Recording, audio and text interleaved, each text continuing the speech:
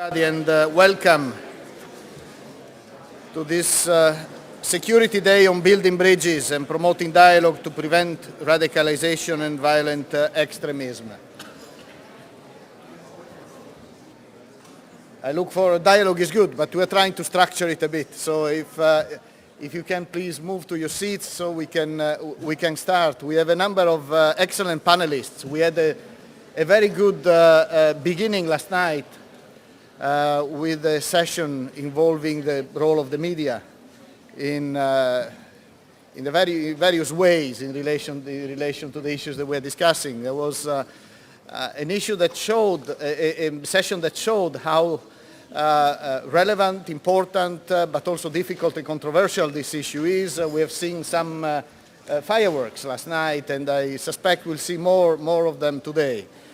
So the plan for this Security Day is to try to develop a better understanding of the problem and the various strings and strands of this issue, the causes of radicalization, review the tools that we have in the international community to address this problem and look at how effective they are and discuss whether we need something else.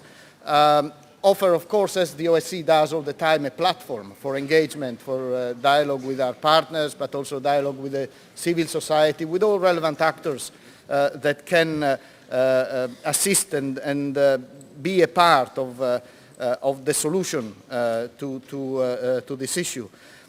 But also identify a possible roadmap for future joint action with the participating states, with the civil society, but also with partner organizations. We will have in the end a session with high-level representatives of a number of very relevant partner organizations, and we would try to use that in a very operational way to look at how we can develop a process together.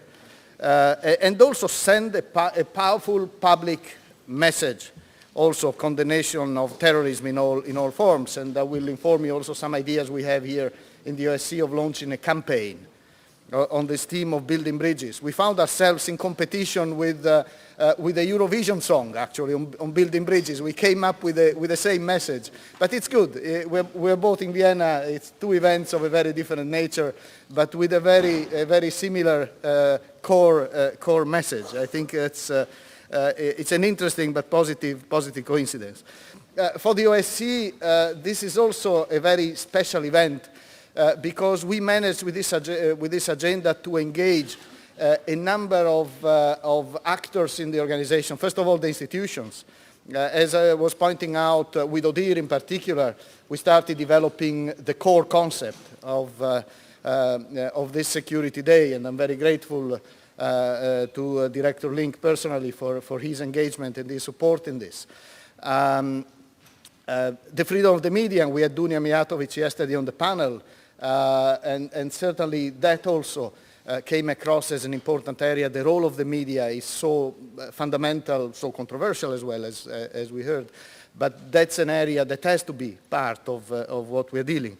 And the issue of minorities, and we have here the High Commissioner, Astrid Thors, who will also later participate and sit as a panelist in one of the sessions. Certainly looking at the minorities and the role of the minorities and the problems around the relationship between within the societies, including the aspect of minorities, is certainly a very important one. And of course, the work we do on countering violent extremism, terrorism, now we started discussing migration. So there are a number of areas of work in the organization where from different angles, in the economic sphere, in the political military sphere, and across the many areas of engagement, the human dimension, we address this thing. The Security Day is, as you know, an opportunity for an informal discussion where I would really like to push also delegations to participate, to be involved. It's a moment where we bring together the civil society, experts, academicians, politicians, and the representatives of the government. And I think we need to build coalition and coalitions that are in a way horizontal and very broad and that allow us to be more effective in our action. The discussions are on the record because everything, there is live streaming of the discussion, so what you say is heard by many more also outside this room. So keep that in mind, but don't let this stop you from saying the things you want to say and from engaging in this discussion. We will also use actively Twitter, and if there are tweets coming in and questions coming in, we will make sure the moderators are aware of them. We'll try to avoid speeches. We are asking all panelists to really have an interacting engagement with the moderators and to avoid presentations, with the only exception of our keynote speaker, former Chancellor Sussel, who very kindly accepted to join us and introduce our debate with a presentation from his side and sharing his vision and his considerations around this important theme. And I'm really grateful you're being a supporter, Wolfgang, of this process from the very beginning. So I'm glad that you're still with us and still enthusiastically participate in our work. I would like also to thank the countries who have supported this initiative through financial contributions, in particularly Switzerland, Turkey and Finland, who contributed to the project itself, but a number of participating states sponsored the event also in practical ways, in many ways, by financing the participation of a number of speakers.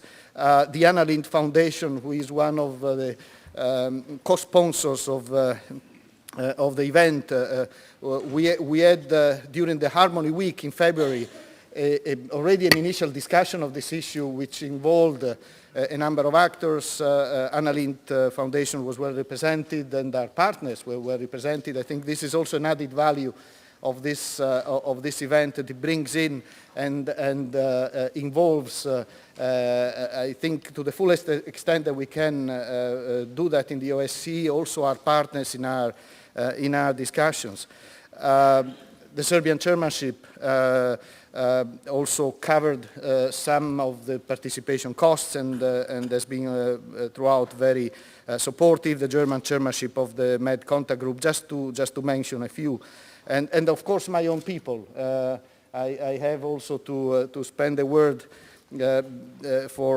because it's easy to launch the initiative, but then to prepare it, to organize the logistics and the support throughout the conference. I would like really to thank everybody in the Secretariat who's been working very hard to make this happen today. So I think I will now pass on the floor to the representative of the chairmanship, to Ambassador Vuksugic.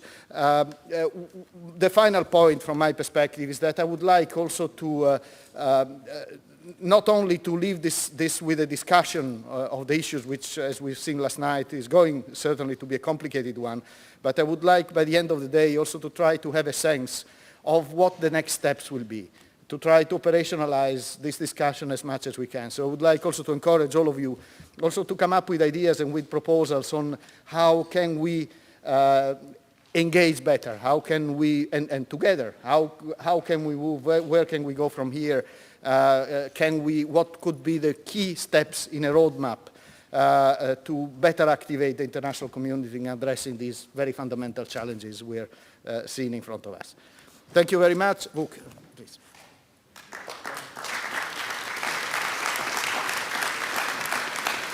Good morning, ladies and gentlemen.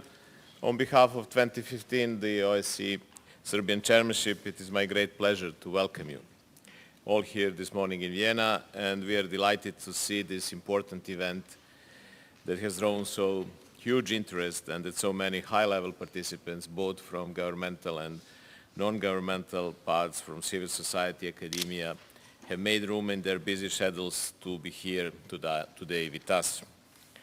Our chairmanship, as Lamberto already said, is strongly supportive to the events, to the OSCE Security Days, and we would like to praise the OSCE Secretary General for his personal leadership in this initiative. We believe that the OSCE Security Days provide an effective tool to foster an informal and open-minded discussion on the key topics that are part of the OSCE agenda, of our agenda as well as chairmanship. Today's conference is of particular importance to us, and I would like to remind you that at our inaugural Permanent Council, when the chairperson in office was among us here, that was on January 15, just a few days after horrific attacks in Paris, he stated, and I quote, "We need to be unequivocal in our condemnation of all forms of terrorism, while at the same time ensuring that our societies remain united against the attempts to create divisions on the basis of religion.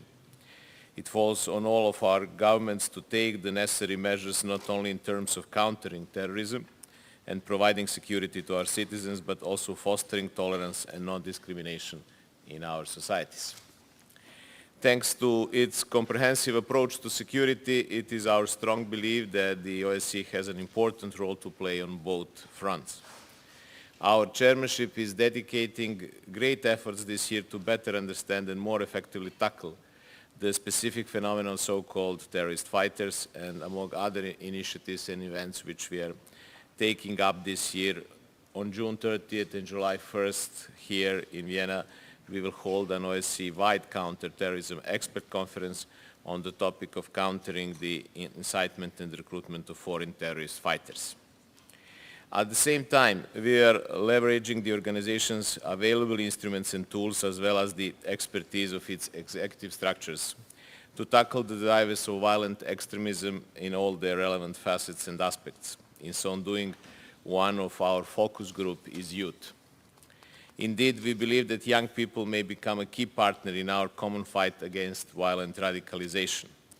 We are particularly glad to see that today's agenda will feature experiences including success stories of efforts focused on youth that have been instrumental in providing security and countering radicalization-related challenges in their communities at the local level. In recognition of the role that youth can play in fostering security in our society, our chairmanship nominated 2 special representatives of the Chairman in Office on Youth and Security. One of them, Dr. Anna-Katharina Denninger from University of Graz, Austria, is here with us today, and he will help us to draw the conclusions of this important event later on during the day. Without prejudging today's discussion, which we hope will be an open-minded and very much stimulating, we fully concur with Secretary General's view that the Security Days Conference will send a powerful public message of condemnation of violent extremism in all their forms and irrespective of their origins and specific connotations. We are confident as well that this will help the experts from governments and civil society who are attending today's meeting and yesterday's evening to build up the understanding of the complex phenomena of radicalizations, which will significantly enhance as a result of today's discussions. Personally, I will do my best to take note of the most interesting proposals with the view to selecting those which may be worth for the further discussions in our deliberations during our chairmanship. I look forward to rich and stimulating debate. Thank you very much.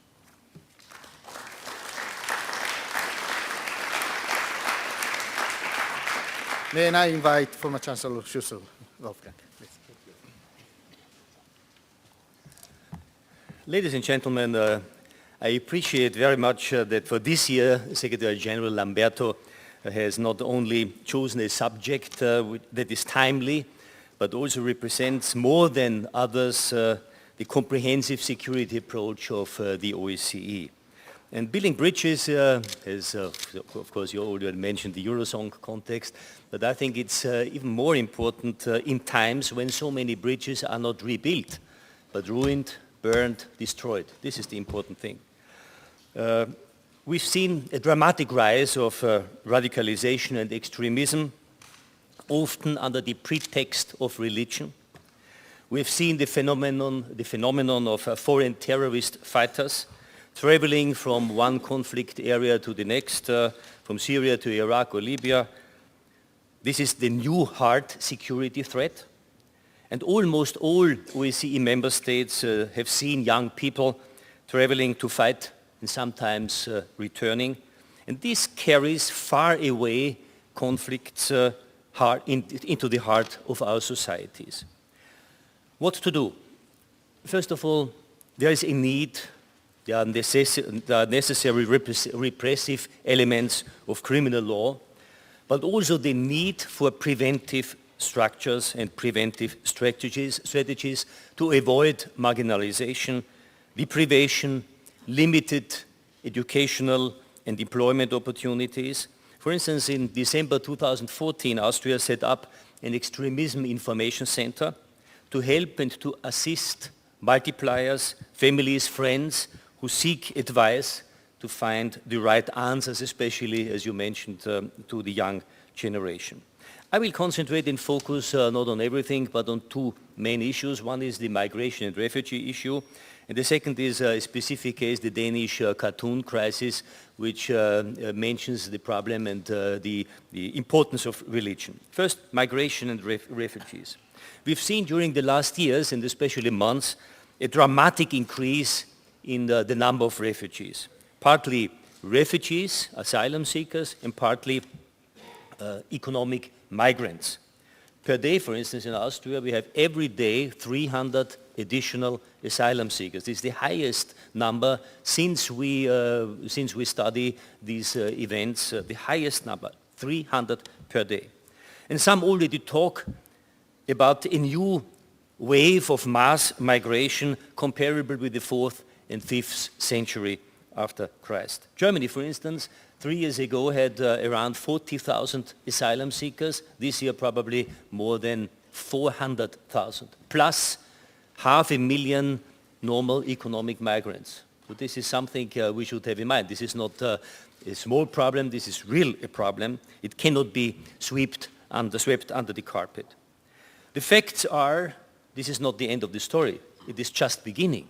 Because in summertime, much more migrants will come, much more refugees will seek a safe transport. Hundreds of thousands are sitting and waiting in North Africa or in other parts of the world, in the Middle East or in the west coast of Africa, to being shipped with a terrible equation.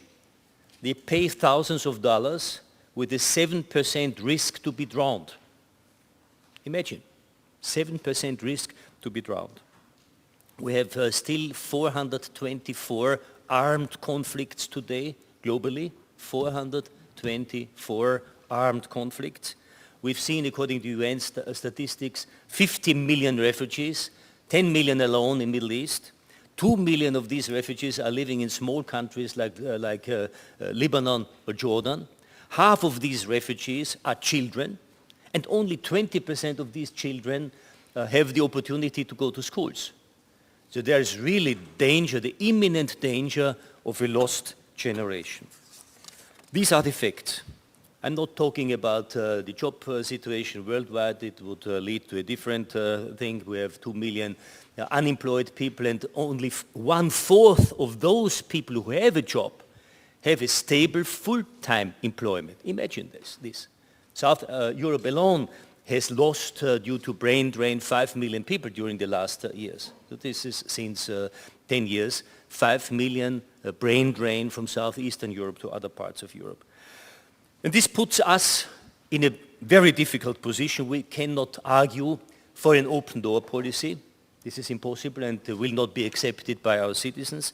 On the other hand, we have the obligation, according to our own values, according to international law, to help, to save, to rescue the refugees and to give them and offer them a fair chance for an asylum-seeking procedure. In short term, there's no way out to find a better and a fairer distribution of refugees. I mean, huge America, United States, took 1,000 Syrian refugees. I mean, this is laughable. The European Union not even could agree on 5,000 Syrian refugees. This is abominable. So there is no way out to find in a short-term solution a kind of a quota system. Maybe whatever the conditions are, is it the size of the country, the population, is it the economic performance, whatever, but there is a need for a better, a fairer distribution. In the mid and long-term perspective, I think this is a huge and a very interesting challenging for the new neighborhood policy of the European Union. In my opinion, by the way, one of the most interesting and most challenging portfolios within the Commission. Because this is, so to say, the way how we deal with our imminent neighbors, with North Africa, with the Middle East, and with the eastern part of Europe.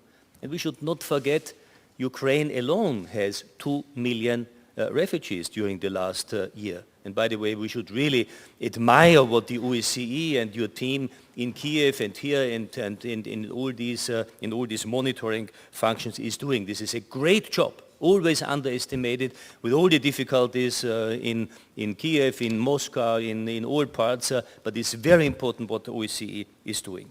And of course we have to find a clear distinction between migration on one hand and refugees, asylum problems on the other hand. And there is a need that politics should lead the public opinion and not being led by boulevard newspapers or the public opinion, so-called Stammtisch as we call it in German. I do not know exactly what the translation for that is. It is a kind of what is talk, the gossip in the inns, in restaurants, etc. This is Stammtisch Hoheit. But there are also quite interesting positive elements. I do not quote it, but yesterday was a quite interesting article in the FAZ, in the Frankfurter Allgemeine Zeitung. It's a study of the Aldensbach Institute. I'm working on the supervisory board of Aldensbach, therefore I'm mentioning it. And this is really interesting. For the first time, there is a sign and a hint of a new welcome culture all over Germany. This is completely different what happened 20 years ago during the Balkan crisis and the Balkan wars, etc. So this is really quite interesting. People understand, according to the dramatic images seen with the refugees in the Mediterranean area, there is a need to help and to support. Read it, or you can translate it. It's really interesting to see. A good and a positive thing. Second element I want to mention is education. I've seen a school, it's not in Europe, Israel, Tel Aviv, the so-called Bialik Rogozin school in the southern part of Tel Aviv. This is for me a fantastic example how to build bridge and how to support especially the young generation. This school, this Bialik Rogozin campus was de facto is a merger of two failed schools. And this was established in a very poor region of southern Tel Aviv with around 1,000 kids today. It started with 300, it's now around 1,000 kids from 50 different countries. And most of these kids are coming from all parts of societies, new immigrants, guest workers, third generation Israeli immigrants, very poor, very problematic families, Arab minorities, Darfur refugees, etc. Most of these kids did not even speak Hebrew or even English when they came to the school. And the interesting thing is the school is open the whole day from 7:30 a.m. to 7:30 p.m. There are a lot of volunteers there, 600-700 volunteers, parents, friends, the surrounding communities are working with this school. The leader, the director, the principal is Eli Nechama, a former conductor, a former composer, and he works a lot with music. Very interesting. And the fantastic element with kids who have a lot of problems with in their behavior, violent behavior, a lot of deficiencies in intellectual abilities, whatever, at the beginning. Close to 90%, 87% can make their Abitur in this school. I think this is something which should be studied carefully, and maybe it's a good example. There was a film, a documentary film, in 2011. This film won the Oscar for the best documentary at that time. So, positive elements. One is the new welcome culture in several countries. Second, education. Then religion. Case study, probably you remember the Danish cartoon crisis. Just to resume the whole thing, in September 2005, a Danish newspaper, Jylland-Posten, published 12 in my opinion, not very sensitive cartoons, not very good, by the way. It is not my favorite, not at all. The Muslim community protested. A lot of Muslims had the impression this was offending their religion, etc. 11 ambassadors from mostly Islamic countries wanted to have a meeting with the Prime Minister. At that time it was Anders Fogh Rasmussen. He refused. I think it was a mistake, but he had some good arguments because it was a private newspaper, nothing to do with the government, freedom of expression, you know, very sensitive issue. But anyway, I think it's always good to discuss and to give meetings, even if you are not responsible for that. Okay, and then the whole thing calmed down. So September 2005. From 1st of January 2006, Austria had the presidency of the European Union. And we had a lot of problems. We had to finalize the EU budget until 2007-2013, very complicated. We had the first gas crisis between Russia and Ukraine to solve within a few days. 50% of the gas deliveries were cut from the Russian side. Okay, we solved it. We had Guantanamo, we had the service directive, a lot of problems. And suddenly, nobody was prepared for that, and suddenly, February 2006, the whole cartoon crisis exploded. Violent demonstrations. There are still no official numbers of the victims of this crisis. If we rely on internet sources, 139 people were killed and more than 800 were seriously injured. We had mass demonstrations in all Arab countries. We had, and also in Indonesia and Africa, etc. We had burning embassies, Danish, Norwegian embassies were attacked. I've seen, for the first time in my life, the Austrian flag burning before our embassy in Tehran. It was a shock for me. We had boycotts, globally boycotts announced. Al-Qaeda threatened to kill Danish and Western tourists. We had a very emotional debates all over the world about expression of the freedom of expression and media versus the freedom and sensitivity of religions. And we made a huge effort to calm down the whole thing. We organized international conferences with United Nations. We went to the Arab League. We organized counter-images with the Danish Foreign Minister Per Stig Møller, plus the Grand Mufti of Syria, Dr. Hassoun, and the Rais ul Ulema, Mustafa Ceric from Bosnia. So, okay, things calmed down on the surface. But they went just underground. 5 years later, a failed assassination attempt on Kurt Westergaard, who was the cartoonist who made these cartoons. 7 years later, the former editor of Jyllands-Posten, Lars Hedegaard, was shot. 10 years later, this was 2 months ago, 14th, 15th of February this year, 2 months ago, another gruesome chapter was added. A film director and a young Jew were killed in Denmark during a free speech debate. The murder was later killed in a shootout, and 5 police officers were wounded.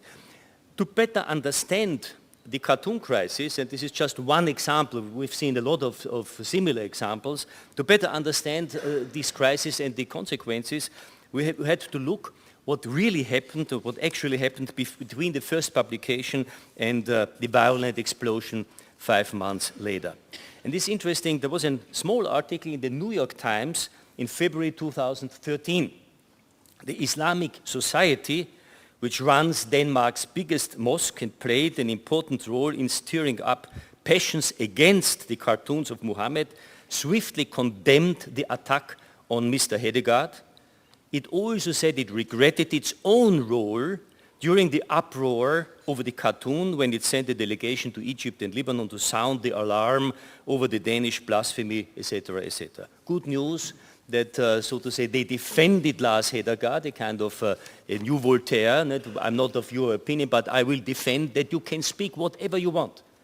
And the interesting second thing, which was not very well known, that these Danish delegations went to the Arab world They got no meeting with the Danish Prime Minister. They had the impression they were not given the right and enough support and attention. And then they went abroad to the OIC, the Organization of Islamic Cooperation. In Mecca was a conference, and Arab League in Cairo, etc. And they confronted the political and religious leaders with a file. Not only the 12 original cartoons, but also manipulated additional cartoons, very negative, very insensitive, also disgusting, by the way. And of course, this incited the hatred. And interesting now, they regretted their own role at the time. And you discussed yesterday night the role of media. Believe me, this is a core issue. If you want to prevent radicalization, and if you want to have a real constructive dialogue, we need constructive media on our side, responsible media owners, journalists. This is an impressive thing. And the Economist called these files a lightning rod, and it actually worked. So the lessons learned. First, you have to prove the facts, what really happened. This is an important thing. Normally, as a political leader, in the middle of a crisis, you never know exactly what has happened. There's always a lack of proven facts, a lack of good information. So the first thing is prove the facts and inform correctly and communicate openly and transparent what happened and what is your position. And trust. Trust is the key issue. And trust has to be built up long before a crisis emerges. Why was it possible, for instance, to organize and to produce counter images with the Mufti from Syria or Bosnia? Because we, for years, built up a constructive dialogue among all religious leaders here in Austria. So trust has to be built up long before. And religion is a key element also for the future. If you read the holy books of all religions, you will find many texts about peace, compassion, about mercy. And the question is, why are some members of religions prone to violence and others to peace?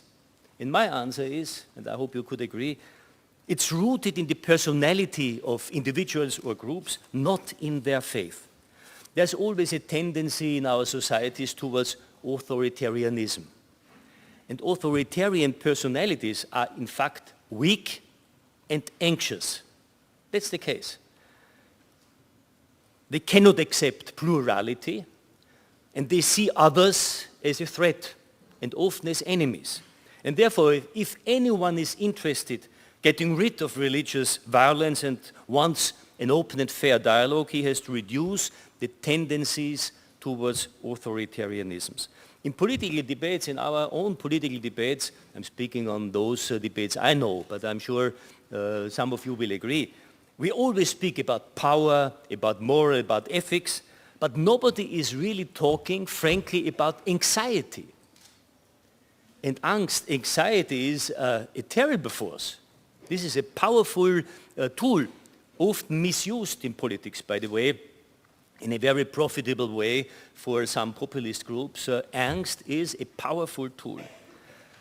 So we should consider the consequences of angst and anxieties within people in our societies. But there are also positive examples. For instance, the new Islamic law in Austria, recently decided by the Austrian parliament, is something which could be an example for giving the Muslim society full rights in education, in training and training the Islamic theologists, etc., giving them their full rights for holidays, to be a recognized religion in our society. But on the other hand, reducing foreign assistance, financial assistance, which is good, by the way, and de facto supporting, encouraging a kind of an European Islamic way of life, based on our understandings of values and human rights, etc.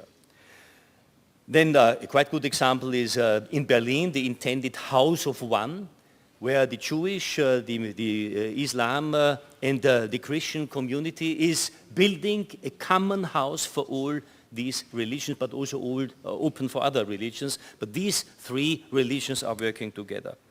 And also a very good example is Telfs in Hall in Tirol, Telfs in Tirol, where the Muslim community, there's a strong community there, according to the guest workers situation decades ago, they wanted to have their own mosque. And there was a long period. It costed de facto nearly the political life of the mayor, who was running the debate and was moderating the whole debate, but it worked. So it's important. It is important to sit down, to negotiate, to compromise. It was possible, and at the end today, it was very controversial. Today is one of the good examples. Then also the publication of some texts. Have you read, by the way, that the deputy leader of the Islamic community in Italy gave Pope Franciscus the published letters of Prophet Muhammad, these famous 6 letters to the monastery of Sinai, of St. Catherine on the bottom of Sinai, translated. This is really interesting. These are protection shields for the Christian and non-Muslim communities. Not well known. Nobody knows it, by the way, the public. This is just known to the science, to the experts. So to publish all these things is an important tool. And last point, I think OSCE, with so many eyes and ears in conflict areas, is an excellent example to present best practices, best experiences, best models for preventing conflicts, solving conflicts, exchange views. I think the OSCE, by the way, we have a lot of institutions for national minorities and the media and the election procedures, etc. But to establish a kind of an academy of these best practices could be something you should think about it. Security does not only cover external threats, but security, a comprehensive view on security must have in mind the internal imbalances, anxieties, exclusions, etc. So I have tried to point out how the very concrete hard security threats of radicalized youth turning against the societies they live in have a foundation not only in the social economic circumstances, but are also influenced by soft security areas like tolerance and non-discrimination, participation, freedom of religion, etc. And I think the OSCE's comprehensive security approach is certainly qualified to support our member states' efforts to come to terms with these new challenges. Thank you very much for the attention. I wish you a good debate and an effective follow-up. Thank you.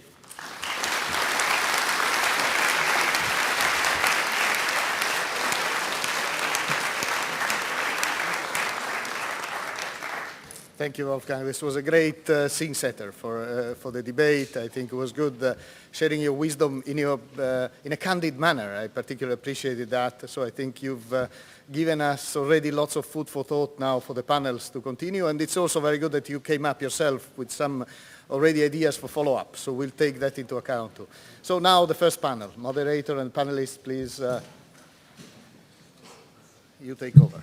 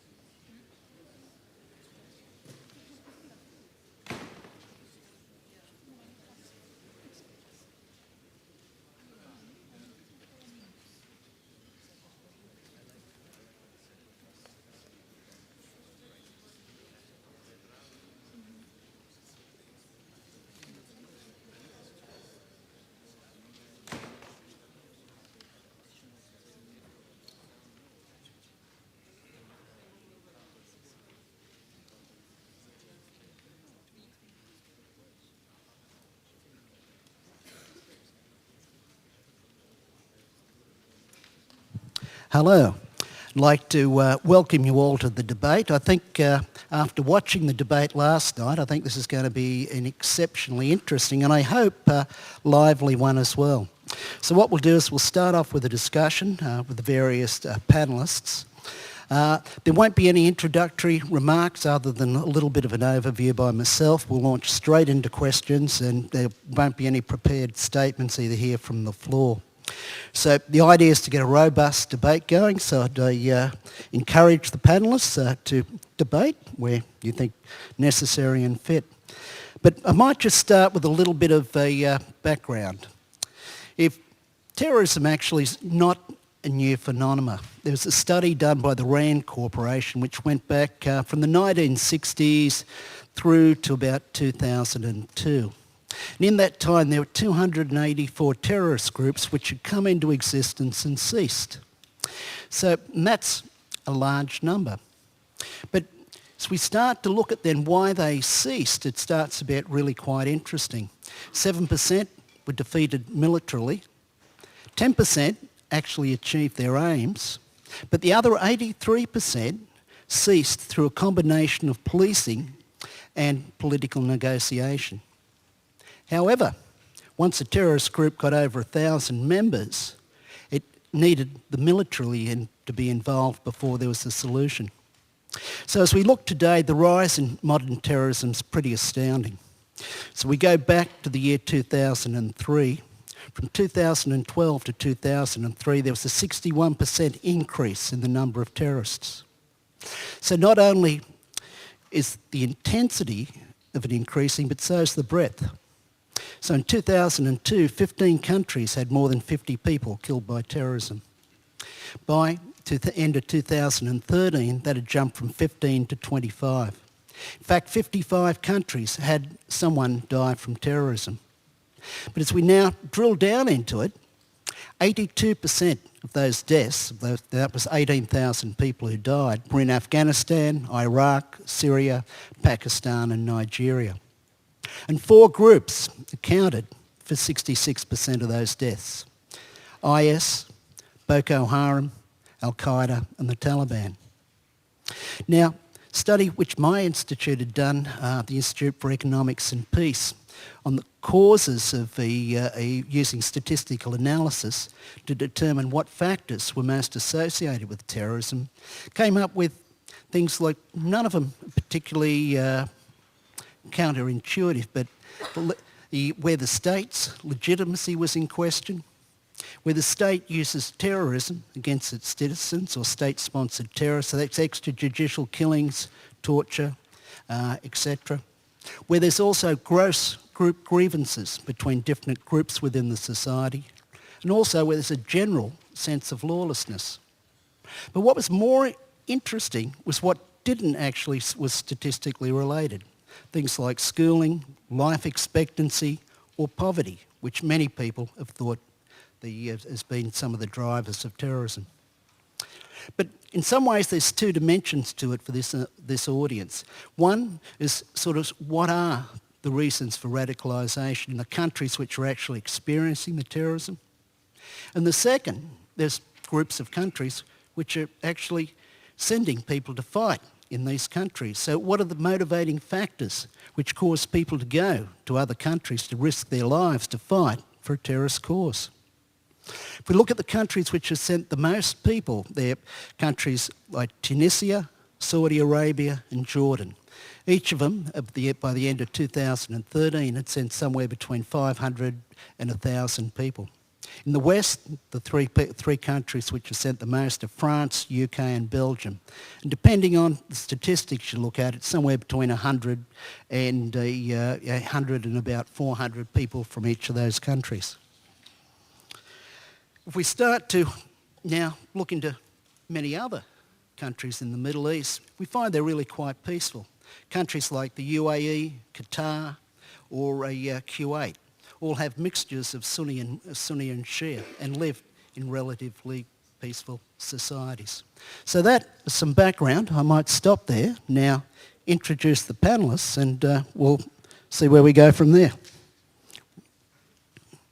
So the first person I'd like to introduce is Hamid Boukrif. He's the Director General of the Diplomatic and International Institute in Algeria. We've got Mohamed Lissir, Secretary General, United Nations Association of Tunisia. We have Mara Marinaki, Managing Director of the Global and Multilateral Issues Department, European External Action Service. We have Keneshepek Sain Avarak. He's the Country Director for Search for Common Ground.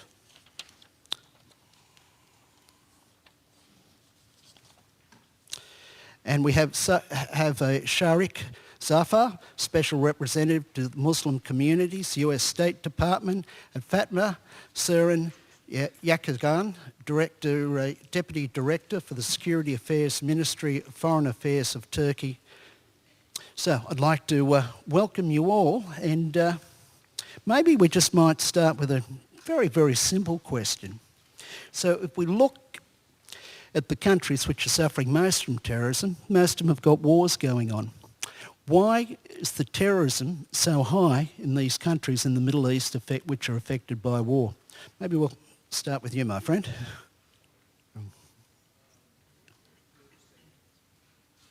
Guests, my name is Kinesh and I'm coming from Central Asia, Kyrgyzstan, and your question, it would be hard for me to speak from the Middle East perspective, but at least from the Central Asian perspective, and we have done several field-based research and also desktop research, and some of them I left it there.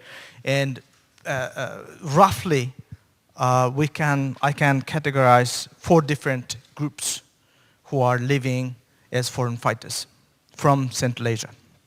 First ones are those ones are going there with heart, and they believe that they are doing absolutely a good job in the name of their own religion. The second group are those ones with commercial motives.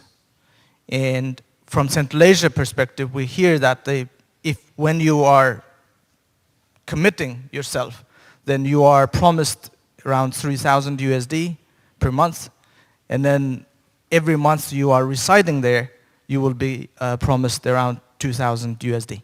And hey, for a person coming from the village, it's a really good money.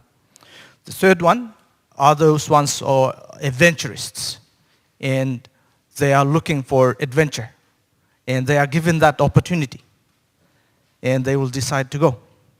And the fourth category are those ones are excluded or marginalized, or those ones like Robin Hood type of people who believe that they are the fighters on behalf of those excluded or marginalized people. And these are the perspectives from Central Asia. Thank you. So would someone else like to have a go at the question?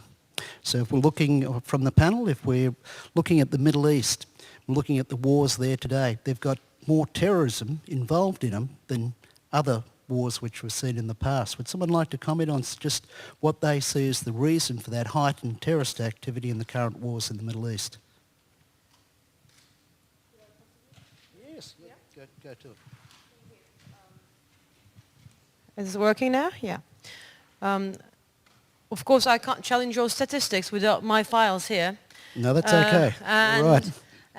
But I can basically say that the events, the terrorist victims, when you see the victims, there are definitely more Muslims who are victimized by terrorist attacks than any other religion. However, I don't think security should be discussed on the basics of religion and the dynamics of religion, and I there, of course, concur with His Excellency, Mr. Schuster. Why in Middle East? Because it's conflicts, because we can't manage, the international community has not been successful in managing conflicts in the Middle East.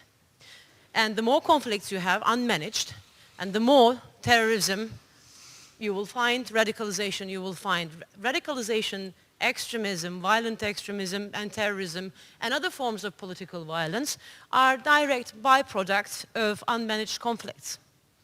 And unmanaged conflicts are therefore very dangerous, particularly if they're sustained for a long time, because they are the results of power politics, bad politics, international bad politics, lack of responses, adequate, timely responses, and then they become the reason, the root causes of other conflicts, and when it's not possible, we have terrorism.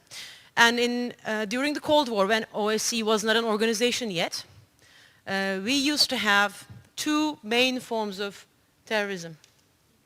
We did not have, at that stage, what you would call, I wouldn't call it jihadist, I would call it Islamist, I wouldn't call it Middle Eastern, I would call it terrorism, extremism, abusing religion. There were times when I was still a child where in the conference halls it was discussed whether IRA is a religiously motivated organization, an ethnic separatist organization, or what? How religion was a factor in terrorism in Ireland. That was the discussion. Now we're discussing in a similar framework, but with different names and tags. So unresolved conflicts, bad politics is. Sectarianism, I do not think sectarianism is a source in Middle East for terrorism.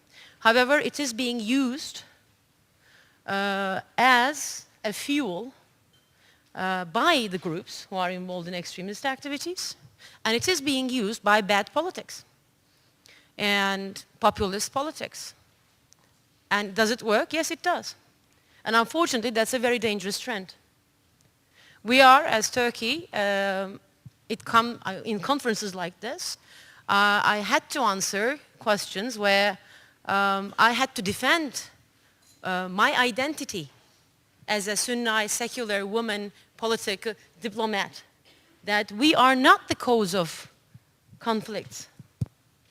And if we have to define identities as coming from Middle East, it's a problem. Okay, So, thank you. I Thank cut you. here. Okay, so would you like to have a comment, my friend? Sure. First of all, thanks for having me here. My name is Sharik Zafar. I'm the special representative to Muslim communities from the Department of State. So I'm an appointee of President Obama, and I work for Secretary Kerry. And one of the issues, there's 1.6 billion Muslims in the world, and I know you'll agree. Muslims care about the same issues everybody else does. We want to live in peace and security. We want jobs and a growing economy. We want a clean environment. So, in many respects, and if not all respects, Muslims are just like everybody else. Now, in my job, I engage very broadly. I engage entrepreneurs. I engage environmentalists. We engage, a host of civil society. And one issue that we deal with is countering extremism, countering violent extremism, and promoting pluralism. I think sometimes we forget that, we can't just be against something. We have to be for something, right? And so we're for pluralism, as Mr. Schlussel was saying. Now, a lot of people want to fight terrorism, but I think everybody in this room wants to win. And if you want to win, you have to think preventatively, right, about what are the root causes, what are the drivers. So we in the United States government, we spend a lot of time thinking about, what causes someone to go down, to become an extremist, a violent extremist. Now, this is hard, right? This is not hard science or math, 1 + 1 = 2. This is not hard science. This is social science. So when you're dealing in the realm of social science, you'll never, ever be able to predict with the level of accuracy what causes one person to become a terrorist and what causes one person not to. So you can take a best guess. And some of our brightest minds in the U.S. government, working with our partners in the international community, have put a lot of attention. And we basically have found that there's three basic categories. There's the radicalization sphere. And the radicalization sphere is when someone believes it's appropriate to use violence to change society. And that's true. It can be in Europe, in the United States, or in the Middle East, right? Unfortunately, we don't have the luxury of only focusing on one part of the world. We have these types of threats are unfortunately worldwide. The next stage is mobilization. Now, mobilization is when someone actually begins looking for targets. And finally, there's action. Now, the first stage, radicalization, we've put some thought into it. There's basic 5 criteria. The first one is at the individual level. So what's going on in my head as an individual? Am I having family pressures? Do I feel excluded on an individual level, right? The next one is group. Who are my friends? How's my family treating me? And oftentimes, a person who's radicalized to violence isn't particularly religious at all. He or she just happens to know some people who've come in contact with someone who's extreme, preaching extreme ideology. And by the way, this framework that I'm putting out now applies not only to groups like ISIS and Al-Qaeda, but also applies to far right and far left terrorists too, because the framework that we've developed, we believe, encompasses a range of extremism. So the second is group. The third is community. So is my community, do I feel alienated at a community level? Is my community discriminated against? Are we treated differently as an other? Because that can also be a factor. And the fourth is socio-political, which can be, but does not have to be, foreign policy. So I'm upset because a country went in, took a particular position, or refugees in a certain country are being oppressed, and I want to do something about it. Right? And the last one is ideological, which can be, but does not have to be theology. Right? So it could be theological. I believe that my religion teaches me that these people are bad, or that I have a religious duty to wage war, etc. But it doesn't have to be. Now, these are 5. You can have all 5 of these, and you will not become a radical. Right? Similarly, you can have one, but it's strong enough. Now, we used to think this was a linear progression, that you would enter on one end, and on the other end you would come out a radical. It's not that simple anymore. And we realize this is a complex phenomenon. But what we know is that if you don't have some inhibiting factors, either because of the government, your family holds you back, civil society, religious instruction, then what we're worried about is that you go from the radicalization stage to the mobilization stage, where you actually start looking for targets and things like that. And if you aren't inhibited, then that's when action happens. So those are the root causes. Makes it incredibly, incredibly difficult, as governments and society challenge. The good news is, right? The good news is that because there is no single cause, it means there's lots of people that have a role. Parents, community leaders, religious leaders, governments, that we all have a role to play. So I'm going to stop right there. Maybe at the end we can talk about solutions and what these roles could be. Okay, thanks. I thought there were some excellent comments there. So we might pass up to the other end now. And we had some comments on the reason for the current conflicts in the Middle East because we've badly managed our conflicts over the last 15 years. So maybe we'll get a comment from someone on this side of the room. Maybe would you like to go next? Thank you very much indeed. It is a pleasure. And before I comment on the specific question, I would like to praise especially the words that His Excellency former Chancellor Schüssel has shared with us and reminded us what are our shared universal values. And this proves that someone who has served so highly his country and Europe is a visionary and still promotes areas which are not in the forefront of our thinking and should be the platform of our plans and our politics. So in this context, and of course in the wider perception of security and how these values have evolved, we need to focus not on security alone and not on the conflicts alone and not on specific geographic areas alone, but rather keep our eyes on the bigger picture. We know that definitely it is not the religions that should be demonized. Definitely it should not be individual peoples that should be demonized, but rather for all of us to ponder how and when we have looked into all the root causes that need to be taken carefully into consideration if we want to have a comprehensive solution. And in this context, we put security, and we should put it in the wider platform of security and development. We should take on board elements, as Mr. Schüssel has already indicated, of education, of elements pertaining to our own perception of values, and also to the sense that conflicts that need to be resolved need to have all the relevant players on the table.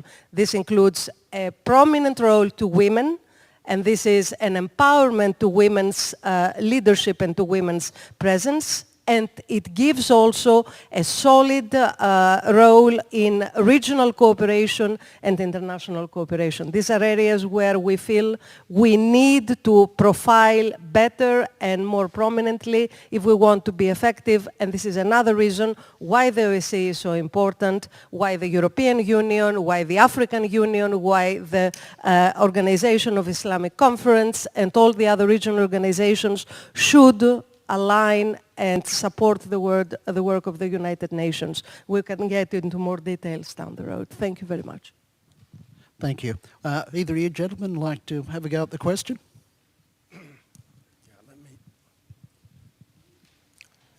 Thank you very much. I would like to tune in on this matter of root causes of extremism. Of course, I myself come from a region which is really troubled now with problems of extremism.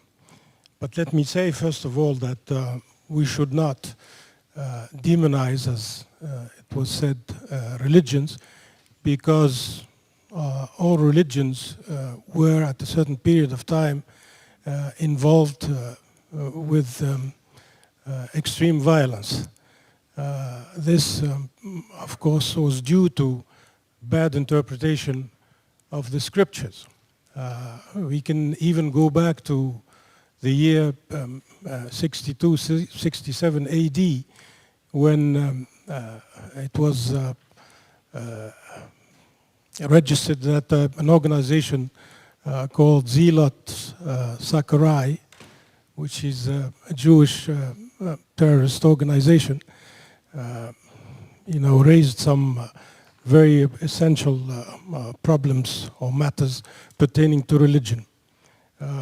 What's happening now in the Middle East, for example, North Africa and other parts of South Asia, is in fact a fourth generation of extreme violence or even terrorism. The first one, as we know, was particular to the end of empires, and the second generation was due to decolonization. The third pertained to leftist Marxist movements, and the fourth one is the one pertaining to ideological, religious inspired terrorism. In our region, of course, we are suffering a lot from this last type of violence and extremism. But of course, the history of the Middle East is a troubled history. There is a lot of humiliation felt, and here I'm not trying to sort of justify or excuse violence or terrorism or the biggest organizations involved now in terrorism. Far from me this idea. But let me say that there is a whole background of humiliation instances felt by Muslims and Arabs in the region. This can go back to the time of the Crusades. Of course, this might be silly to invoke it, but let me mention just the fact of a visitor from the West stood at the grave of Saladin and said, here we are, Saladin, we are back. I mean, this, of course, is not known by the ordinary people, but it's still there. Afterwards, the campaign that was led by Napoleon Bonaparte in Egypt in 1798, as a matter of fact, and ironically, it wasn't considered as an invasion.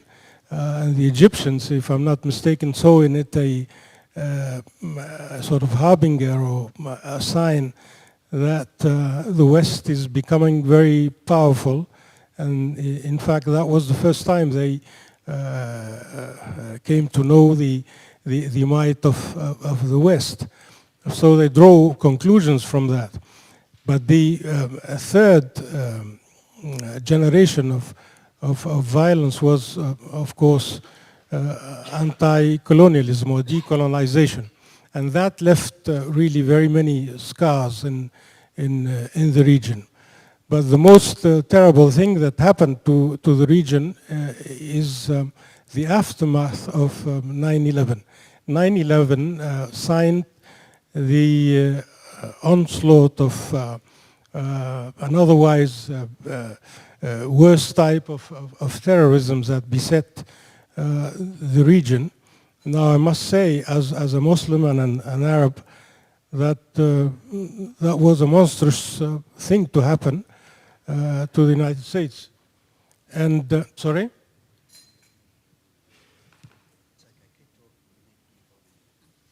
Yeah. You want me to? Yeah. Of course, I mean, now four biggest organizations involved in terrorism are in the region, and I belong to. And this, of course, as I said, can be explained by many factors.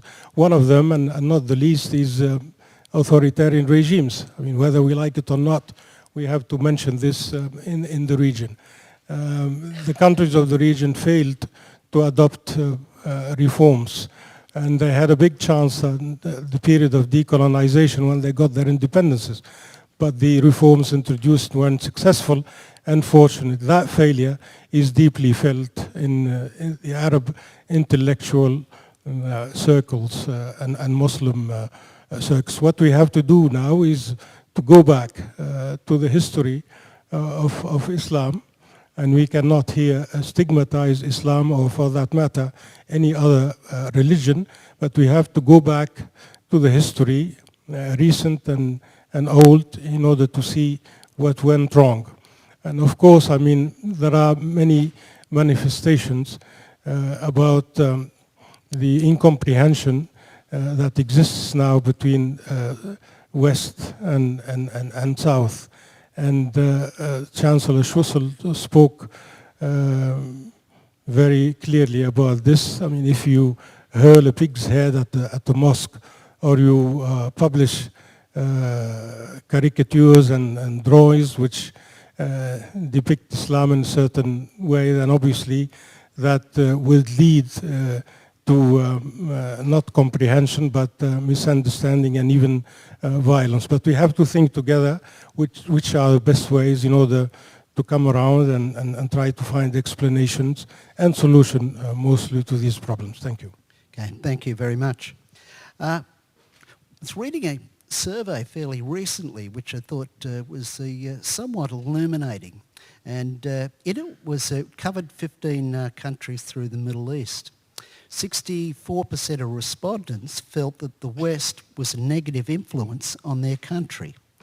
Now, what sort of practical role can the West play in trying to help counteract extremism in the Middle East?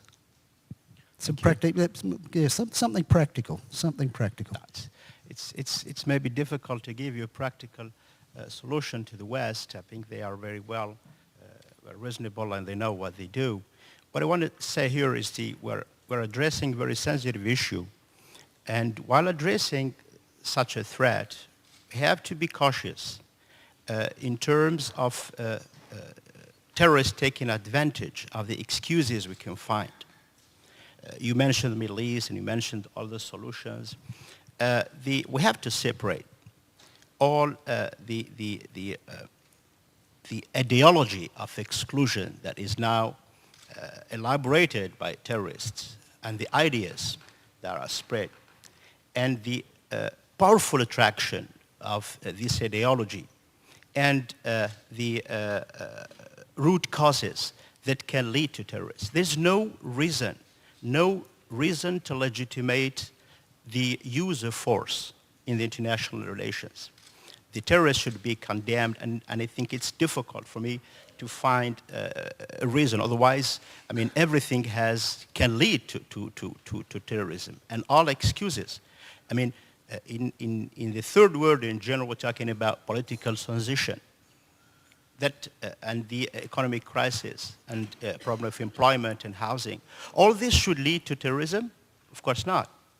But now we're talking the challenge is the merger of the terrorist activities and the ideas that were elaborated, and that attracts a very vulnerable segment of our youth, men and women, that are joining these terrorists.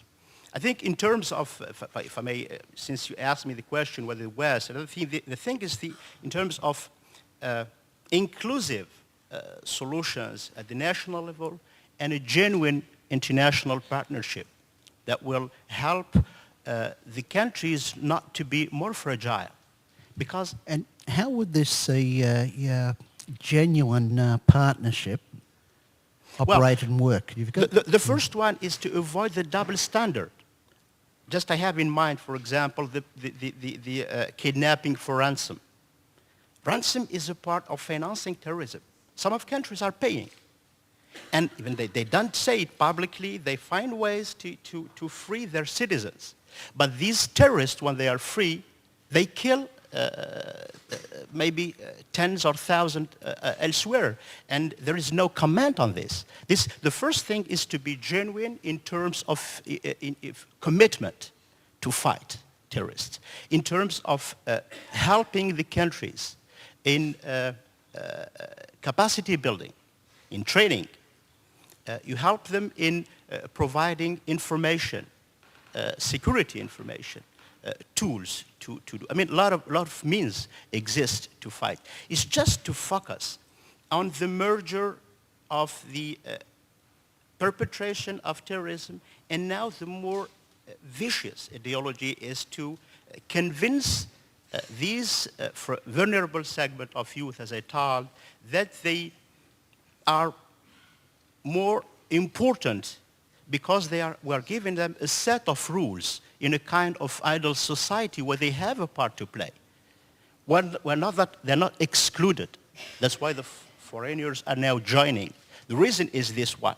So I think we'll go back to the education, to the sharing values, to the way how to prevent the spread of very negative ideology on our societies. Thank you. May I I would like to come back to what Mr. Zafar said. From the perspective, Mr. Zafar was giving a perspective from a person, how he or she relates or associates herself with the group, with the community, with the socio-political events and others. But I would like to come back to another concept about disengagement or engagement, disengagement, from the perspective of those the person is trying to associate with or the person is trying to engage with.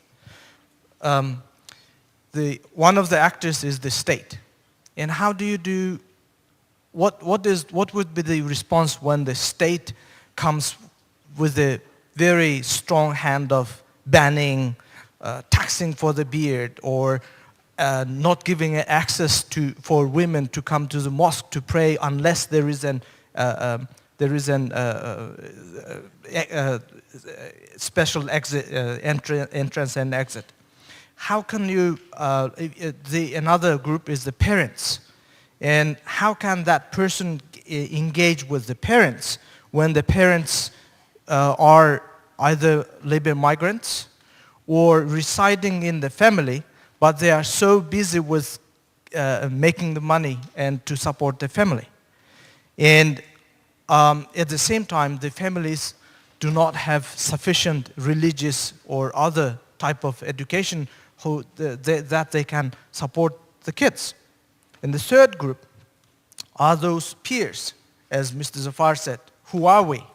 But look, from the perspective of that child, my peers are those ones who are the same like me. And we are all struggling to jump through the glass ceiling in the society.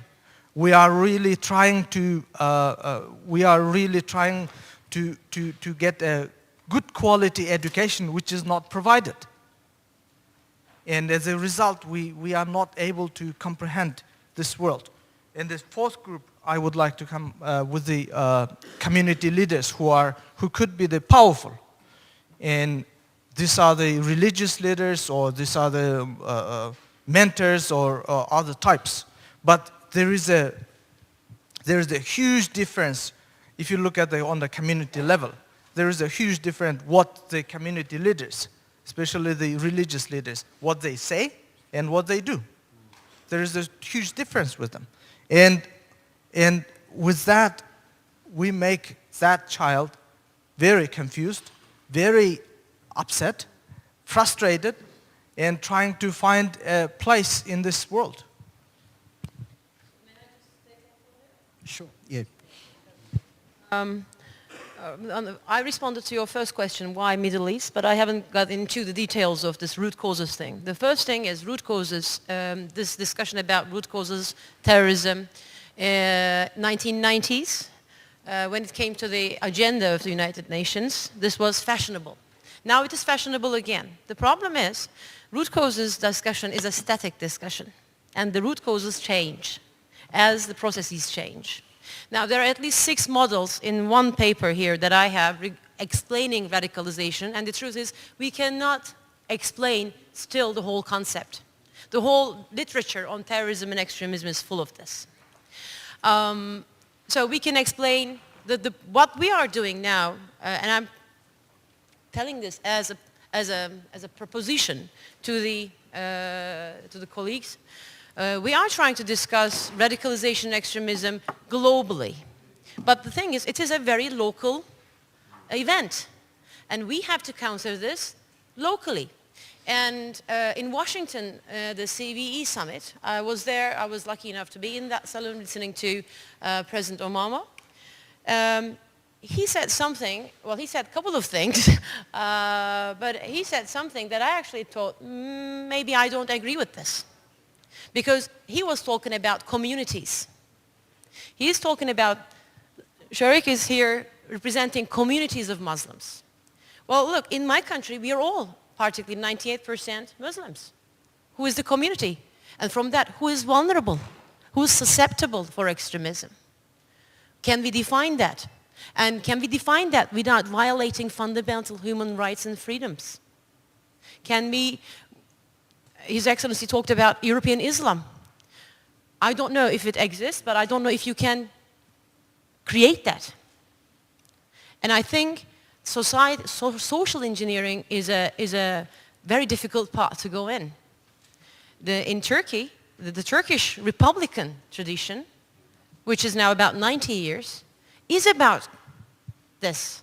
And we are still going on our path to be fully fledged, democratic, free in all terms, and also a Muslim society where everybody practices as the way they want.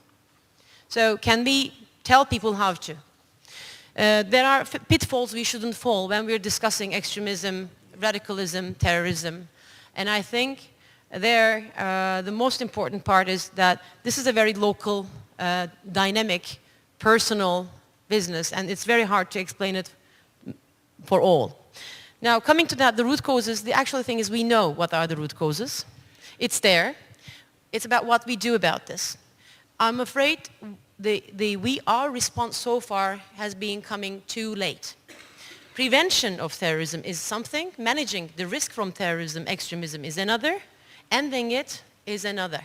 So how you discuss root causes in either of these terms is relevant to what we're going to do next. Thank you. So if we look at the 4 major terrorist groups, they all subscribe to some form of Wahhabi philosophies, generally is taught through the Salafist schools. So I think the discussion around Muslims as being one isn't quite right.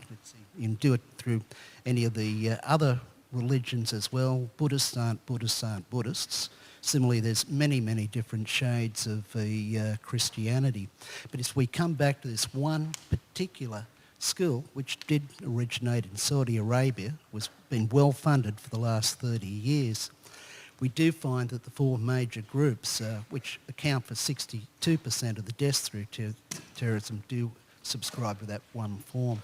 So for me, one of the options open to be able to empower more moderate forms of Sunnism do overtake these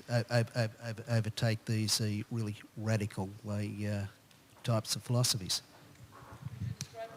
Well, yeah, I'll get to moderate in a second. I just want to correct the record. I'm here representing the United States government. I'm not here representing Muslim communities. I happen to engage Muslim communities. And I agree that when it comes to terrorism, it is a very local phenomenon. It's hyper-local. And which is why I think President Obama was actually correct when he talks about communities, local communities, not being the problem, but actually being the solution. Not because people have done anything wrong, not because you can blame these communities, but rather oftentimes they know their young people the best and they will have the solutions to best engage, frankly, more than government. So I actually think the president was absolutely right in that respect. Now, with respect to moderation, look, I don't like that term moderation because, you know, I come from a country that respects the freedom of religion. You know, the United States, we have a separation between mosque and state, church and state, but we're a deeply religious country. And religion is not excluded from the public sphere. If a woman wants to wear a hijab, or if a man wants to wear a yarmulke, you know, at the Department of State, you know, you only have to walk down a couple of floors, and Muslims, if they want to gather for Friday prayers, there's a room for them, and for Jews to pray, etc. So we're a deeply religious country.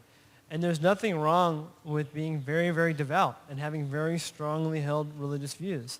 So this notion of moderation, I just think, I think we need to think, you know, we use the term ordinary or mainstream or things like that.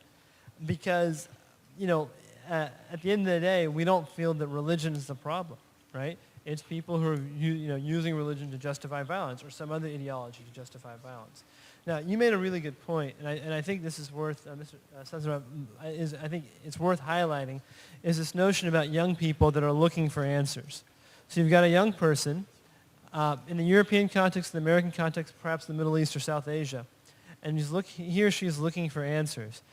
But in the context where the parents are too busy, where the religious leader may not be able to engage with them, you know, they start looking for answers, and maybe they go on the internet, maybe they go, and if they're lucky, they'll find answers to somebody who comes with a positive message. The challenge is, you know, if that message is negative, it's one that supports violence. Now, and the other thing is, I fully agree that this is a hyper-local phenomenon. But the challenge is you can be living in one place, but you'll have access because of the internet to a range of viewpoints that only a few strokes away can be very, very negative. And so the role I think of the internet is something that we also have to be mindful of, because it's not, you know, it's something that it used to be that you had to really look and be in a password-protected site. But now, a lot of these groups are very sophisticated and using very mainstream platforms to recruit and radicalize. And the reason they do that is because that's where young people are. Thank you for those comments. People come back and there's been a number of comments about trying to get rid of the underlying causes which create radicalism. There is a concept of positive peace, which is the attitude, institutions and structures which create and sustain peaceful societies. However, to build these takes long-term, very small changes, even in a decade. So if we're going to try and build the resilience into society such that you don't lapse into cataclysmic conflict, it needs long-term planning, not the kind of interactions which can be done in 1, 2 or even 3 years. So I might, just before we take questions, we'll make this the last comment, so we might pass it to you and get your thoughts on that. Thank you very much indeed. It is absolutely essential what you have just said and what previous speakers mentioned. In the current era of globalization, the sense and the definition of communities has to be redefined, has to be reinvented. We have local communities, but then we have virtual communities.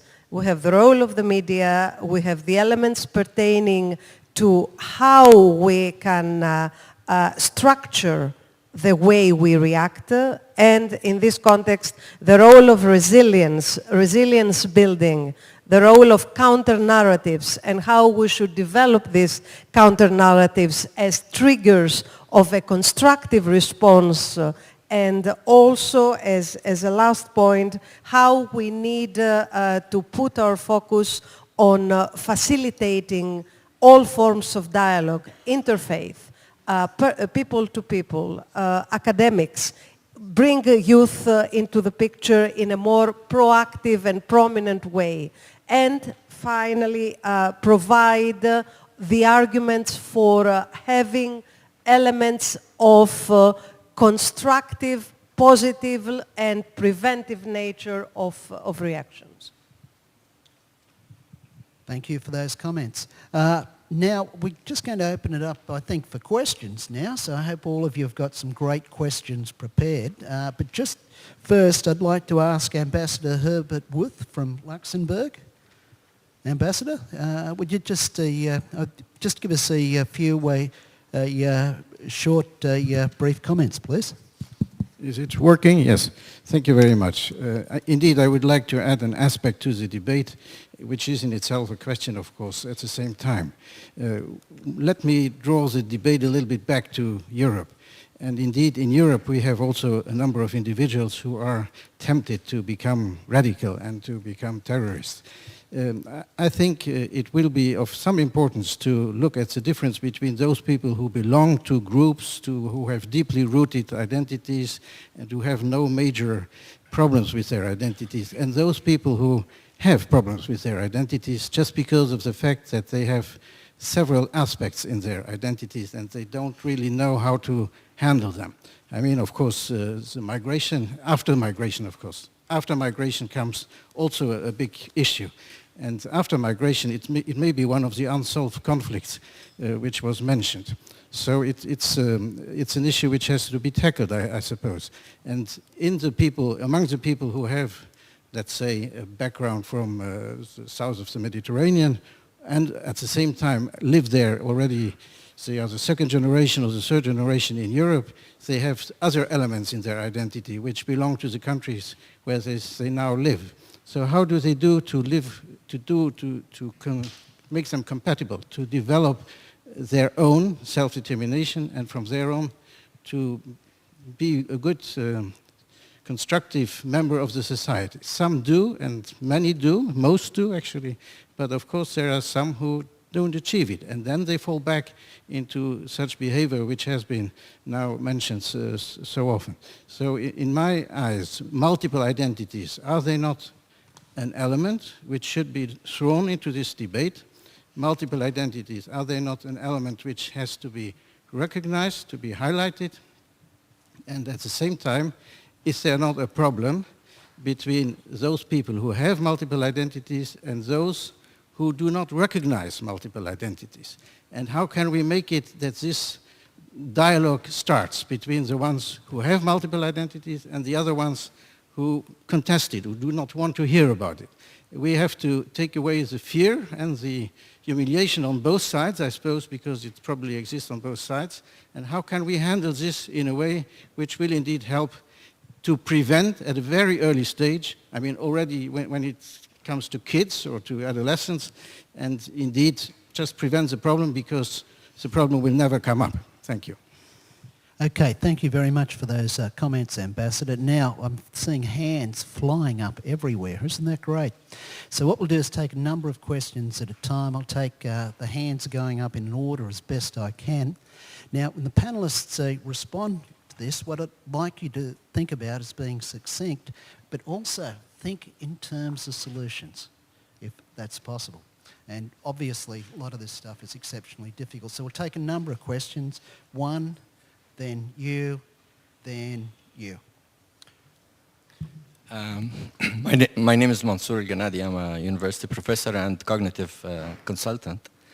I had the honor of being invited to the Mediterranean Group OSCE conference and to give an incentive speech. And I observed the discussion between diplomats of almost 60 countries. And we raised the point about root causes. And I wonder really whether what we are discussing now are the root causes. Because for me, the root causes are in the long history of civilizations, in philosophy, and in cognitive science, how human mind works. And because these are the foundations which really determine the development of science, economy, and all what we're talking about.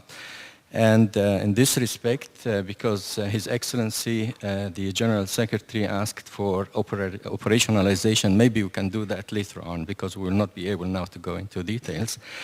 But what I would like to say here is that the European society moved from the Middle Ages, when Nietzsche declared the death of God, and James Bacon asked for replacing man, instead of God, and control of nature, and so on and so forth. And now we're seeing the result of this, the technological development, the scientific development, which is good and bad. We reached a lot of good things, but we are destroying the environment, and the humanization of the society is suffering, which is causing also terrorism and so on and so forth.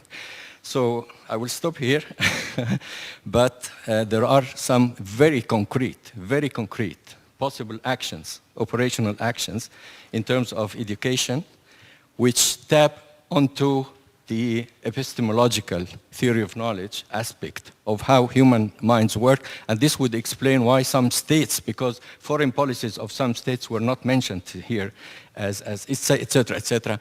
So there is a project here which is possible, and has been started already in some places, and it could be actionable. Thank you. Thank you.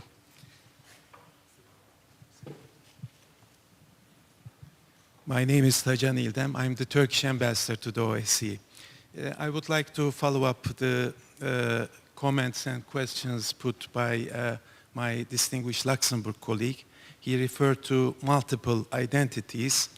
In fact, when we look at the migrant communities living in Europe, they may not necessarily have multiple identities. What they bring together is different elements of different cultures.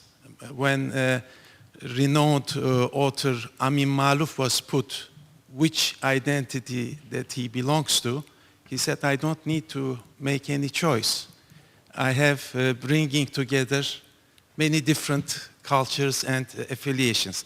What brings me to is tolerance and non-discrimination, which is a very important issue that an organization like OSCE should deal with and focus on more seriously, because for some of the participating states, it is the fundamental rights and freedoms, and tolerance and non-discrimination comes as a secondary, non-important area, whereas what we see as a challenge, and I'm very grateful to our Secretary General that he put up such a program today, we could be able to discuss not only violent extremism, radicalization that leads to terrorism, but also in root causes, the discriminative attitudes that we are witnessing, especially targeting the migrant communities, for those, especially young people, to feel alienated in the society, to seek for ways to express themselves. So perhaps our panel can also have some sort of discussion on that. Thank you. Thank you. Now, take one more. I think this gentleman here will pick you up next.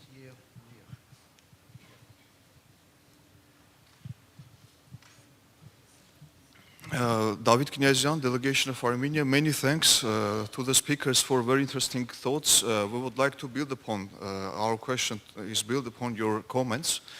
It's a bit maybe late to discuss root causes for what is going on in Middle East, because now we have huge problems there, and these problems are mostly come from outsiders, in the sense that we have a phenomenon of foreign terrorist fighters. And We have interesting UNSC resolutions on what can we do in this regard. I would like to highlight this point, implementation of commitments. First and foremost, to prevent flow of terrorist fighters, and second, prevent illegal oil trade with terrorist fighters.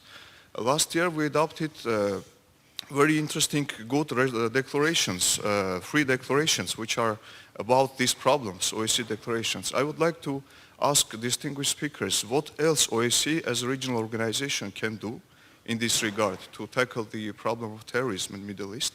And second, what is the responsibility of OSCE participating states who have borders with Syria and Iraq? What else can they do themselves to tackle these problems? Thank you. Thank you. I'd like to ask, we'll start this end up here, and can we keep the answers succinct and also solution orientated? Thank you. Thanks. I think it's important, I mean, to separate what is violence, leading terrorism, and political issues that should be resolved through dialogue. Everywhere. You have to see the appropriate way to bring the protagonist to discuss a platform of rebuilding a state, so that you will identify those who are really interested in being in a violent segment of the political solution. This is the case in Syria. This is the case everywhere. So we're talking about terrorism, we're talking about transnational phenomena. We're talking about threats at the global level. So all things are complicated. The situation in Libya also is complicated. The situation in the Sahel region is complicated. As far as Algeria is concerned, we have succeeded somehow to bring all the parties in Mali to sign an agreement of peace. Now we have at least Mali in a peaceful situation. Now we can focus our attention on Libya. Libya also is the same process is underway to bring the parties to open a genuine dialogue, because they are those who are interested in rebuilding a new state, a new Libya, so that you will be able to identify those who are not, who come because the situation is open. You have an open country, and all the groups are in a position to create, to stimulate, to create other problems and to complicate the situation inside. So the political dimension is important. And the input of the international community should be genuine here in helping the parties in opening this dialogue, encouraging the party to reach an agreement in a political way, so that otherwise the situation will be more and more complicated everywhere. And we don't never forget that we're not talking about root causes, because the internal act has a global impact. Any terrorist acts everywhere, all the world is concerned. So the interaction between the local act and the international response, because we're talking about collective security, collective stability, and collective concerns in building bridges between cultures, between civilizations, between religions, through a peaceful environment that will enable us to reach this goal. Thank you. Can I? Okay. Yes, please. I would like to say a few words about the use of force. The use of force in the region, the Middle East in particular, didn't solve the problems. We have seen the use of force in Libya after toppling Gaddafi, then the withdrawal of the foreign forces, and nothing was settled. We've seen it happen in Afghanistan. We have seen it happen in Iraq twice. We see it now happening somewhere else. This, of course, the use of force that is essential to use. I mean, you have to clamp down sometimes in order to prevent terrorism from expanding, but this should not be the only solution. What is essential to do also in parallel or after the clampdown is to seek having communities work together, initiate a political process where possible, and seek if there are any good practices in the region. I think these good practices are very rare, but there exists some of them. For example, in Tunisia, which is my country, in the last quarter of a century, there was a terrible clampdown on Islamists, in particular what we call in Tunisia Nahda party, which is an Islamist party. The clampdown caused these people to migrate in force. They settled in Britain, in France, and some other places. But after the revolution, when Ben Ali was toppled, they came back and we initiated the process. Everybody was afraid of the Islamists at the time, but they contributed to the electoral process, to the democratic process. They were involved and they were tested 2 or 3 times. They cooperated and wanted to make this process a success. I think this is not the solution, but it could be one of the processes that can be tested in the region. That is to say, not all force, all clamp down, but allow also for the political process to proceed whenever possible. Thank you. Thank you for those comments. We'll just move on and take some more questions. But one point of note is if we look at Hamas, we look at the ANC in South Africa or the IRA in Ireland, all of those groups at one stage were classified as terrorists and now part of a legitimate political process. So we might take another 3 questions. This lady here, there, and there. Good morning. My name is Elizabeth Sabadich-Wolf, and I represent... If we can keep them succinct, it'd be great because we're almost... If we can keep them succinct, that'd be great because we're almost out of time. It's going to be very, very short. Okay, great. And I represent Bürgerbewegung Pax Europa, a German NGO. And my question or suggestion to the panel and to the OSCE in general would be, we have so many surveys around the world about what people want and what people do not want. And how about if we also look at closely at what the terrorists want and do not want? How about if we surveyed them and their reasons for doing that? I mean, we don't have to go out and ask them in the field, but they are on the record about what they want, what they're aiming for. And I think this would be a very important step in the right direction. And before I end, thank you very much to the panel for a very interesting discussion. Thank you.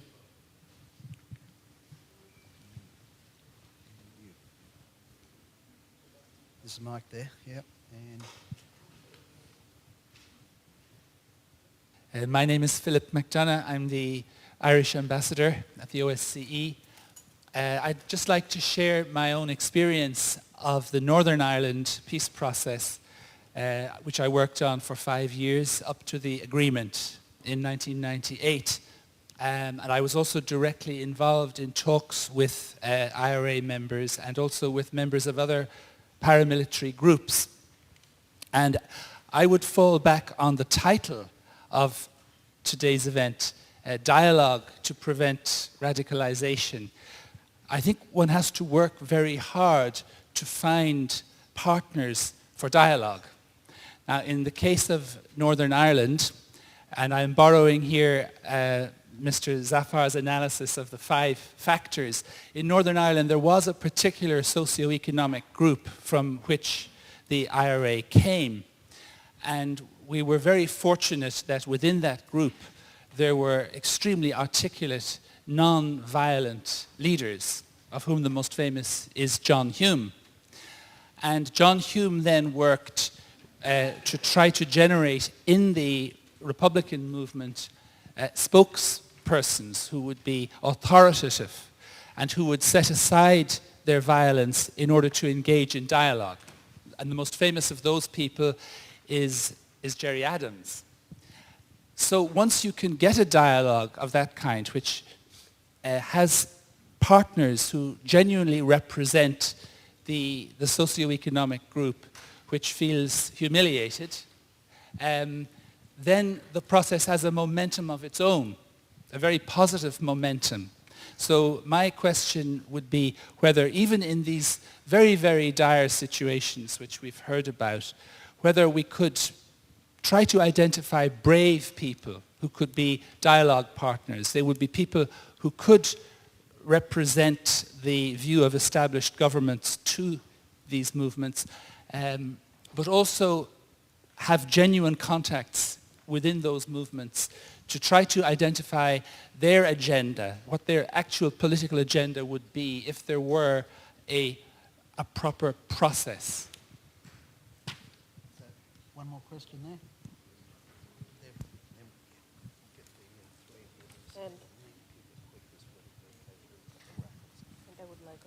Alexandra Zimba, University of Warsaw. I'm assistant professor in Department of Homeland Security Studies.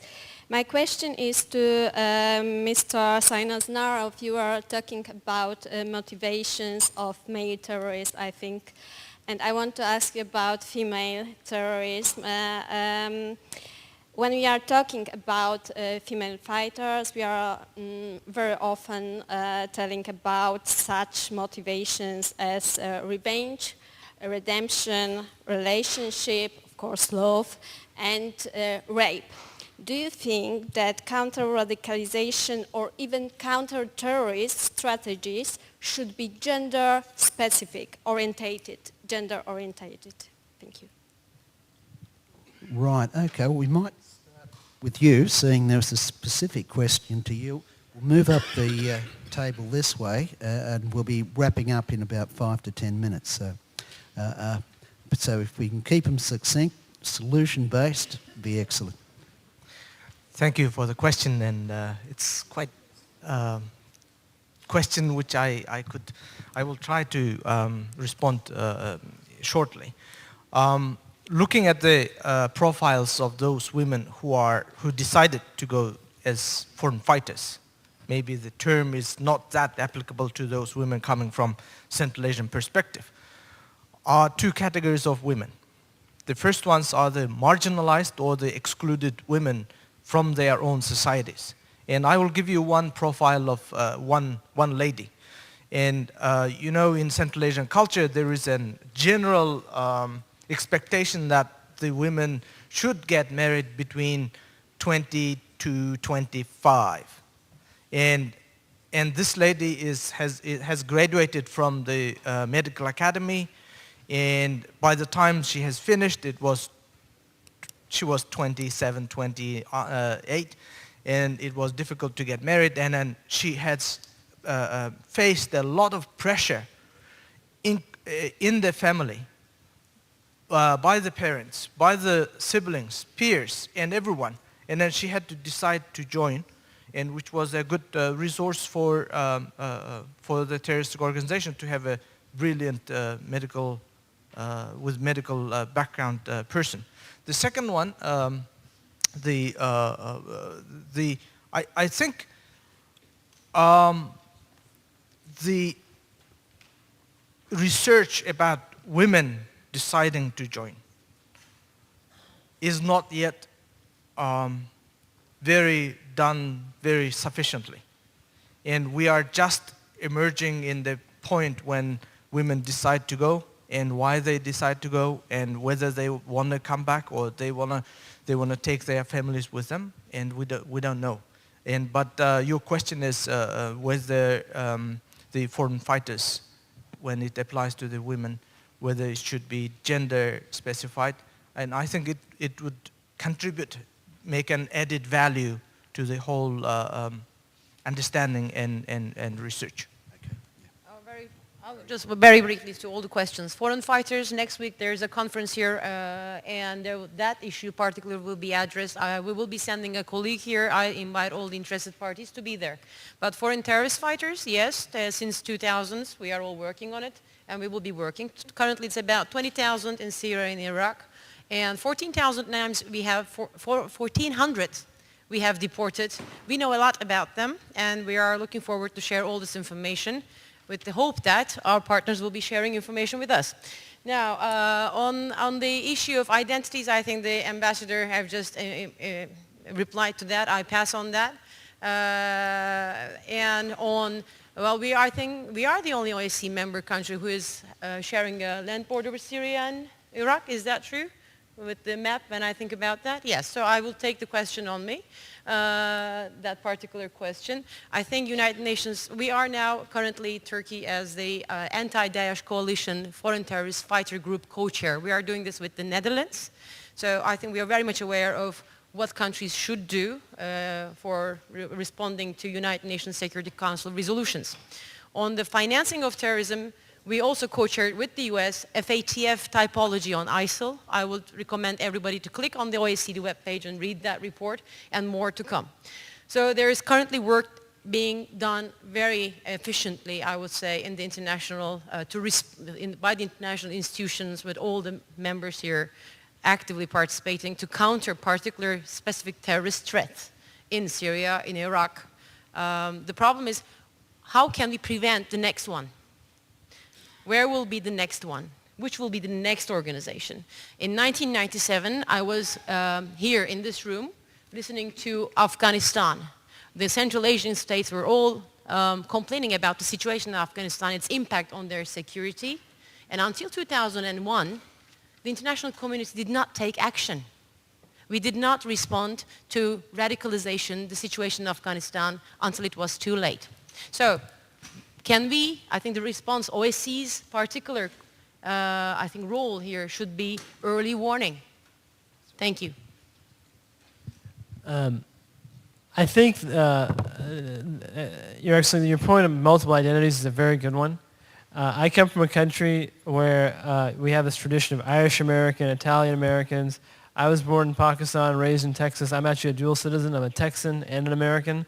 Look, and I think if you want to talk concrete solutions, alienation, if a young person doesn't feel they belong in society, that can be a cause. We've discussed that there's no one single cause, but that is something. Something concrete member states can do, right, is to promote this idea that you can have multiple identities. You can have an identity that reflects your religion and your ethnicity, right? But on the other hand, we should encourage national identities, right? But a national identity should not be defined that it excludes somebody simply because of their ethnicity and religion, right? There should be a national identity. National identities are good things. I'm a proud American. But I'm a Pakistani American, a Texan American, a Muslim American, a father, right? And our national identity allows me to be all these things at once, right? And so your point that those who would be against that or play a negative role is totally right. The last thing is, integration is important. We all agree that people should integrate, but it's a two-way street. There is a role for immigrants and their and their descendants. But there's a role for the governments as well to open up labor markets, to offer education, things like that. I really don't like this term migrant because in many contexts we're talking about second or third or fourth generation of people. They're no longer migrants, right? These are citizens of European countries, the United States, and part of not having promoting alienation is recognizing people as citizens, and not referring to them as migrants. I've got one. Thanks. Yes, thank you. To tackle first the issue of the multiple identities, we should counter it with the inherent concern of states for integration. Therefore, this is an issue that we need to bear in mind. We need also, of course, to have the tolerance and non-discrimination, but then again, we might also take under the same line of thought the disillusionment of communities and their consistent refusal to integrate and to adapt to local conditions, which is an issue that needs to be taken into consideration. On the role of women, on gender and on female foreign fighters, I wouldn't call them foreign fighters because again there we have a lot of disillusionment and unfortunately not too many of them have a chance to come back and tell us what they have suffered or what they have gone through and how much different it had been presented to them through social media. So we have the role of social media and how important it is for the messages it conveys.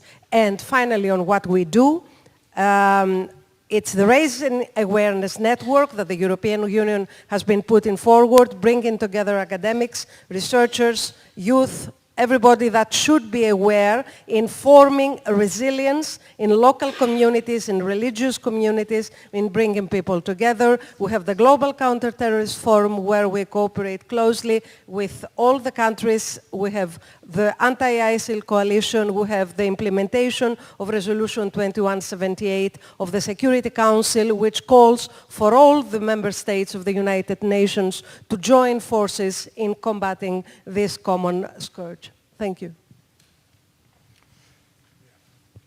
Thank you. Distinguished ambassador from Ireland mentioned about the possible launching of a dialogue with these people. If he refers to those ultra-conservative, ultra-violent organizations, I think the answer is perhaps no, because these organizations are nihilistic. They're not nationalist or separatist groups of the second or third generation of violent groups, but these groups do not seek territory to establish a state. Perhaps ISIL is one such an organization which claims to seek dominance in Iraq and Syria. But the other groups are globalists. They are internationalized.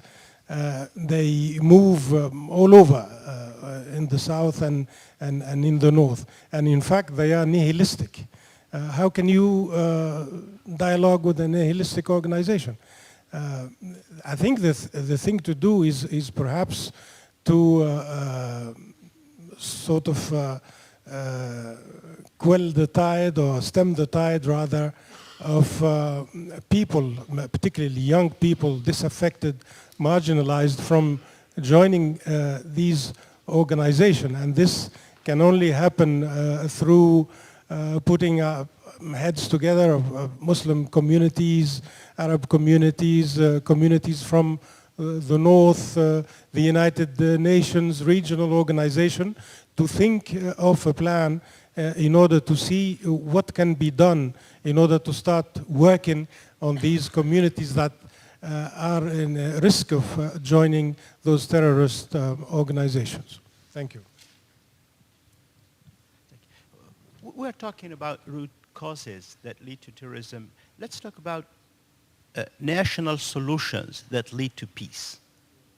There is a balance. The balance is through the dialogue. It has been mentioned, I'll be brief in mentioning it's not sufficient to identify those who want peace, but to provide a set of provisions to open a kind of exchange on the responsibilities, shared responsibilities of the parties.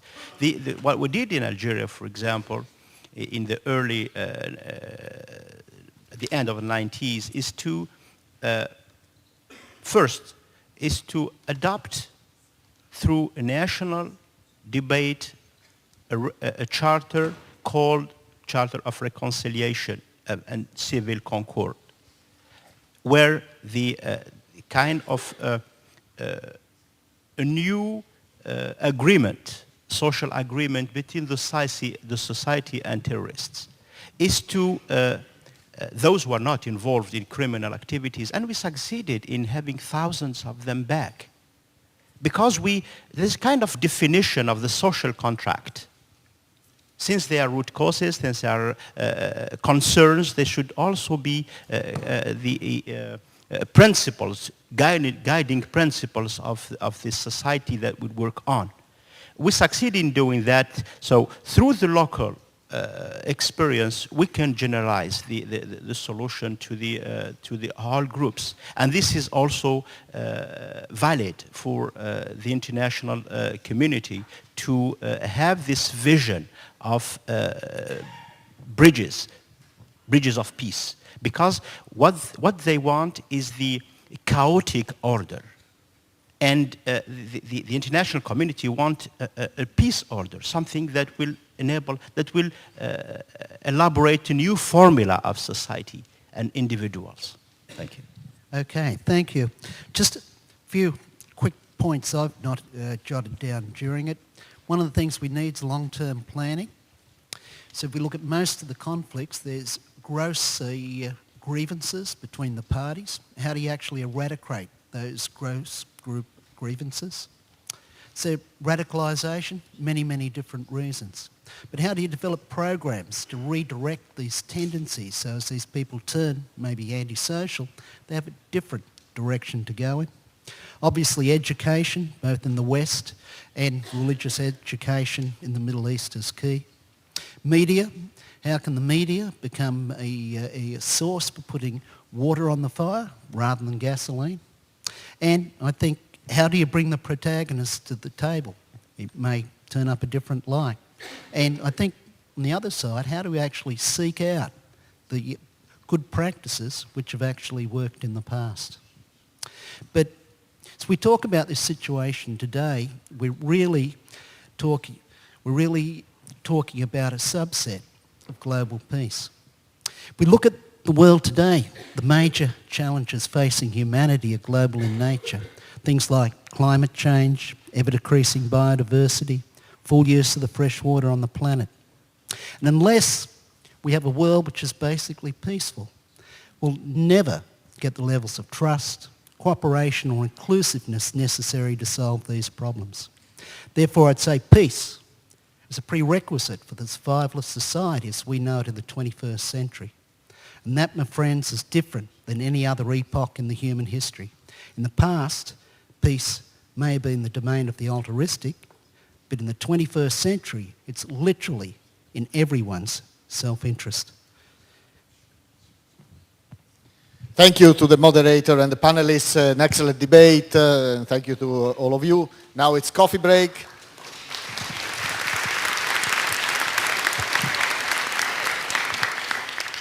So 15 minutes, we reconvene at 11:25.